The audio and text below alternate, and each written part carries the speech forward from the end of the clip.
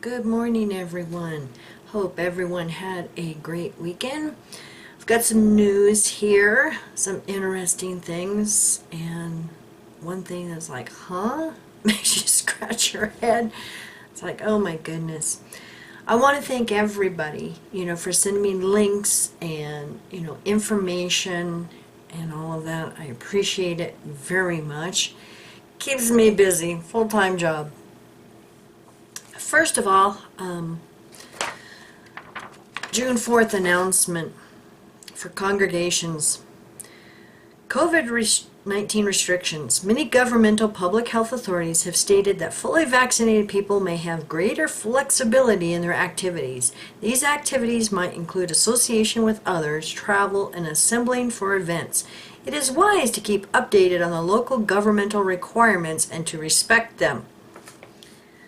Gotta obey the superior authorities. As mentioned in the video 2021 Governing Body Update number 4, I recommend going and watching that. I'm not going to put any clips on our video because Watchtower is on a seek and destroy for anyone who uses any of their information. And they're even causing some problems with some media in Australia right now. So, you all be careful out there, what you post of theirs, because like I said, they're on a seek and destroy and witch hunt, and especially if they're trying to find out, who these PMOs are going on. We view it as a personal decision for each Christian to make. In cooperation with recommendations from public health officials, many in our Bethel families have already chosen to be vaccinated. Medical studies have shown that those who are fully vaccinated have added protection against the virus. A person becomes fully vaccinated 2 weeks after receiving all required doses of a COVID-19 vaccine. Medical studies have also shown that those who chose not to be vaccinated should remain more cautious, since they are far more susceptible to the virus. All of you are to be warmly commended as you continue to show good judgment and act in a way that demonstrates your respect for life. That's real rich coming from them, I'm telling you. But yet, what do they do to protect the kids? My goodness. My goodness. So are they going to make it a requirement for those workers in Bethel that you have to be vaccinated or you have to leave?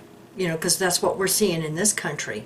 You can't go to this sporting event. You can't go to that theater. You can't go to that play or do this, or go to a concert unless you're fully vaccinated. You can't go on a cruise ship unless you're fully vaccinated. Disturbing. Okay, so I got something else. This is the one that is like, what? Now, all of us know that as Jehovah's Witnesses, how the Watchtower feels about the Red Cross, right? Yeah, and the whole blood issue. There's all kinds of Watching the World little blurbs in their magazines and stuff about the Red Cross. There's several mentions in articles how they were allowing tainted blood to go out to patients that had HIV. The blood had HIV, and they quote them as saying there's no way we can screen for everything. So they basically, was bashing the Red Cross. That's why this is like, what?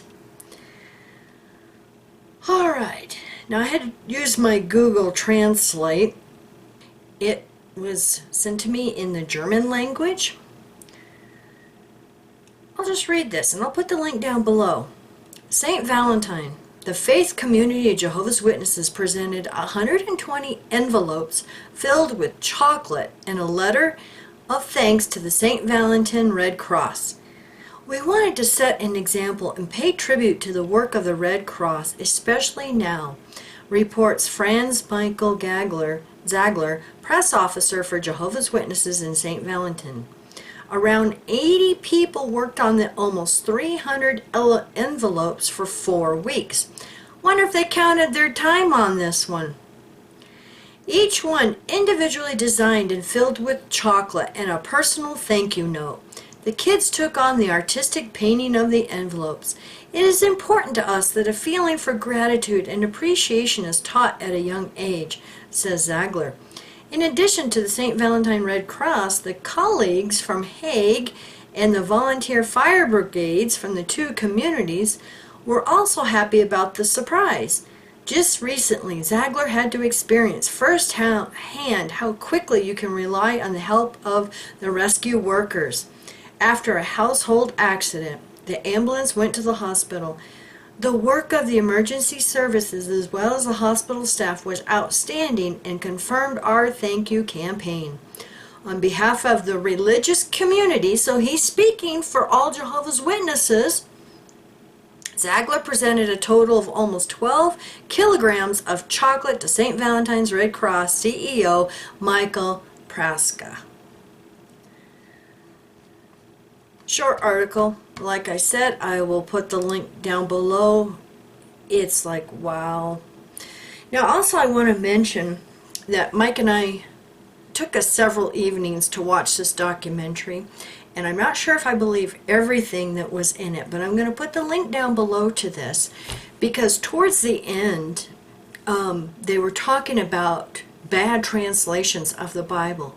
Guess what was the first one that popped up that they showed? The New World Translation. But there's some interesting things in there about history, and I learned some things that I did not know. And like I said, take it for what it's worth. It is an interesting documentary because you can see some of this stuff being played out even today. And I also did not know that the Vatican is trying to get back into Jerusalem. And one thing that Mike and I learned in our research, 9 years ago, is that the Pharisees in Jerusalem at 70 CE,